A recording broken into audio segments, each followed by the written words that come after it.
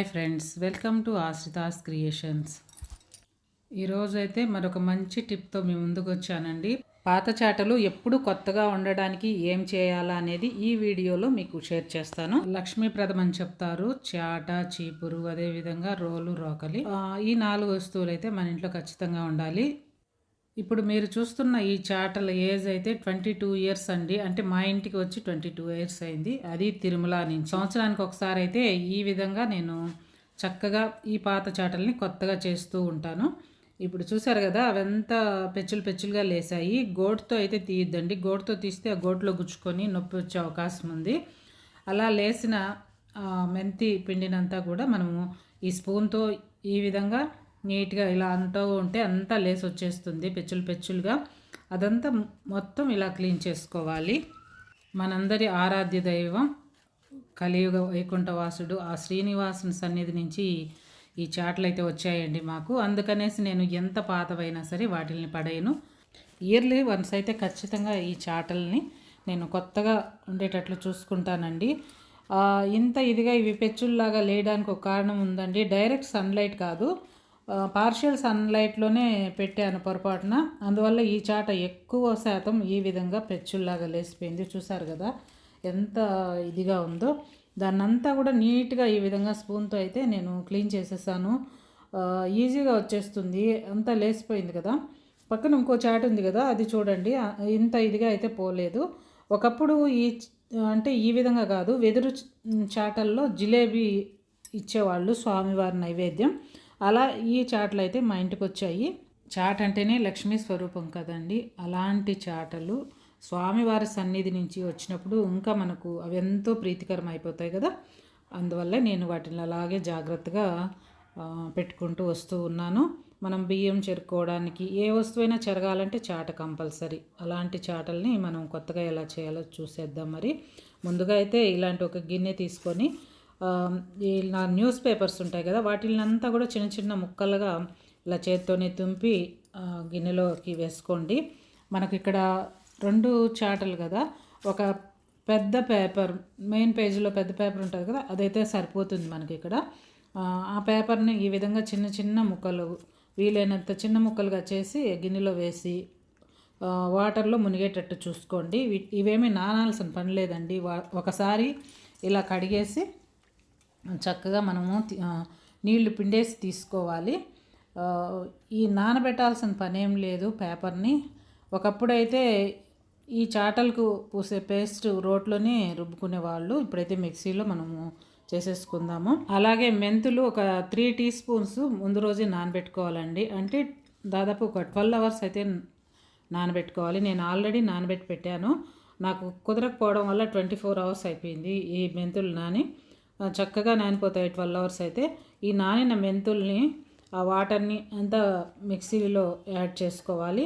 అదేవిధంగా మనము పేపర్లు తీసుకున్నాం కదా, ఆ పేపర్లో వాటర్ అంతా కూడా గట్టిగా పిండేసి తీసుకుంటే సరిపోతుంది.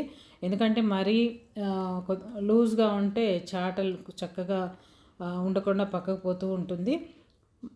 గట్టిగా పేస్ట్ లాగా ఉంటే పూయడానికి మనకు ఈజీగా ఉంటుంది.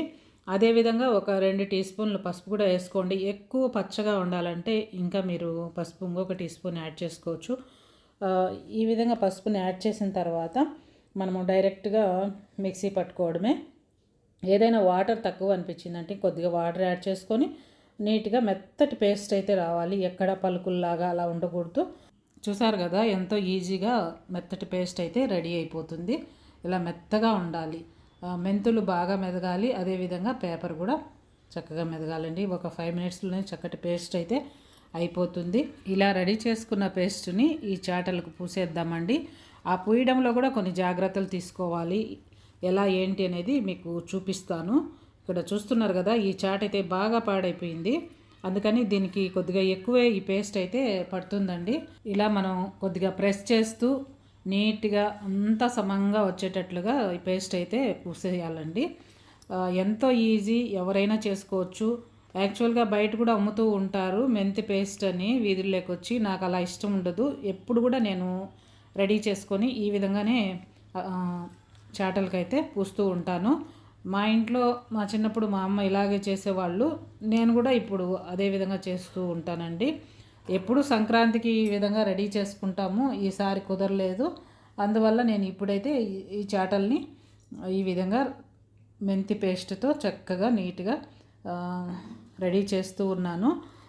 ఇప్పుడు ఇంత పాతగా అనిపిస్తున్నాయి కదా, మనము ఈ పేస్ట్ అప్లై చేసిన తర్వాత చూడండి ఎంత కొత్తగా ఎంత అందంగా ఉంటాయో చాటలు. చాలా హ్యాపీ అనిపిస్తుంది ఇలా రెడీ చేసుకున్నామంటే మనము మన ఇంట్లో మన చేతులతో ఇలా పేస్ట్ అంతా కూడా అన్ని వైపులా చక్కగా పూసేయాలి.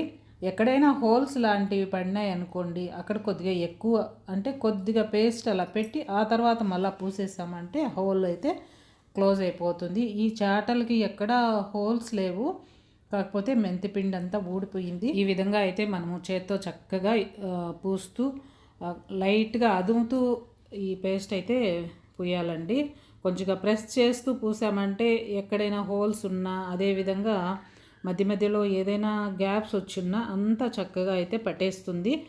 చాలామంది చాటలకి పెయింట్ వేస్తూ ఉంటారు, నాకు అలా ఇష్టం ఉండదండి. ఈ విధంగా చేస్తేనే చాలా అందంగా ఉంటాయి, హ్యాపీగా అనిపిస్తుంది కూడా. పచ్చగా చాటలు మన ఇంట్లో కనిపిస్తుంటే మనకు చాలా చాలా హ్యాపీ కదా. మనం ఏవి చెరుక్కోవాలన్నా ఈ చాటలు ఉంటే ఈజీగా చెరుక్కోవచ్చు. ఏదైనా పురుగులు పడినప్పుడు అంటే బియ్యంలో పురుగులు కానీ రాళ్ళు కానీ ఏమున్నా వచ్చేస్తాయి నీట్గా. అదేవిధంగా ప్రతి ఇంట్లోనూ ఉండాల్సిన వస్తువుల్లో చాట ప్రథమ స్థానం అని చెప్పవచ్చు. ఖచ్చితంగా మన వంటింట్లో అయితే ఈ చాట ఉండేటట్టు చూసుకోవాలి. ఈ విధంగా అంతా అప్లై చేసిన తర్వాత ఇంకా వెనక వైపు కూడా ఇప్పుడు ఎట్లా చేశానో అదే విధంగా పూసేయడమేనండి. ఎక్కడైనా గ్యాప్స్ ఉంటే ఒకసారి చెక్ చేసుకొని మళ్ళీ అంతా రుద్దేస్తే ఒకసారి చేత్తో సరిపోతుంది. ఎండిపోయినాక మళ్ళీ ఏం చేయలేం కాబట్టి ముందుగానే మనము చెక్ చేసుకొని మొత్తం పూసేయాలి, ఎక్కడ గ్యాప్ లేకుండా. ఈ విధంగా కింది నుంచి పైకి వచ్చేటట్లు పూసామంటే చక్కగా అంతా పట్టేస్తుంది. మన చేతులకు కూడా ఎలాంటి ఇబ్బంది ఉండదు. అవి వెదురుతో చేసిన చాటలు కదా, పుల్లలు గుచ్చుకుండే అవకాశం ఉంటుంది. ఇలా పైకి అంటే పై వైపుకు రుద్దుతూ మనము అప్లై చేసామంటే గోరులో కానీ చేతిలో కానీ గుచ్చుకోకుండా చక్కగా ఈజీగా మెంతిపిండి అంతా అందంగా మనము చాటలకు రుద్దేసేయచ్చు. ఒక పూట అలా వదిలేస్తే చాలండి, నీట్గా ఆరిపోతాయి. మనము ఎండలో పెట్టకూడదు, ఇవి ఆరడానికి కూడా నీడలోనే ఆరబెట్టుకోవాలి. ఇంట్లోనే ఒకవైపు గోడకు ఆనిచి పెట్టేసామంటే చక్కగా ఆరిపోతాయి. అందులో ఇప్పుడు బాగా ఎండలు ఉన్నాయి, చక్కగా ఆరిపోతాయండి. లేదంటే ఫ్యాన్ వేసినా సరిపోతుంది. న్యాచురల్గా ఆరితేనే ఇవి బాగుంటాయి. అదేవిధంగా ఇలా అప్లై చేస్తాం కదా, ఎండలో పెట్టేసి ఆరబెట్టేయాలేమో అని పెట్టద్దు. ఎండలో పెట్టామంటే మళ్ళీ అంతా పొట్టు పొట్టుగా పైకి లేసేస్తుంది మెంతిపిండి. ఇప్పుడు చూసారు కదా చాట ఎంత బాగా రెడీ అయిందో. ఇదే విధంగా ఇంకొక చాటకు కూడా అదే విధంగా అప్లై చేసేసాను. రెండింటిని కూడా కింద ఏదైనా ఒక ప్లాస్టిక్ కవర్ కానీ పేపర్ కానీ వేసేసి అలా గోడ కానించి పెట్టేయమంటే చక్కగా ఆరిపోతుంది. నేల పెట్టచ్చు కదా అనుకుంటారేమో, నేల పెడితే ఆ మెంతిపిండి కింద ఉండేది పోతుందనే ఉద్దేశంతో అలా చెప్తూ ఉన్నాను. ప్లాస్టిక్ కవర్ అయితే అంటుకోదు, మనం తీసినప్పుడైతే ఈజీగా వచ్చేస్తుంది. ఇలా పెట్టేసి ఒక 12 hours అలా ఆరబెట్టేసామంటే చక్కగా ఆరిపోతాయండి. ఇదేనండి ఈరోజు వీడియో. నచ్చితే లైక్ చేయండి, షేర్ చేయండి, సబ్స్క్రైబ్ కూడా చేయండి. మీరు కూడా మీ ఇంట్లో ఇలా చేస్తూ ఉంటే ఖచ్చితంగా కామెంట్ చేయండి. Thank you for watching.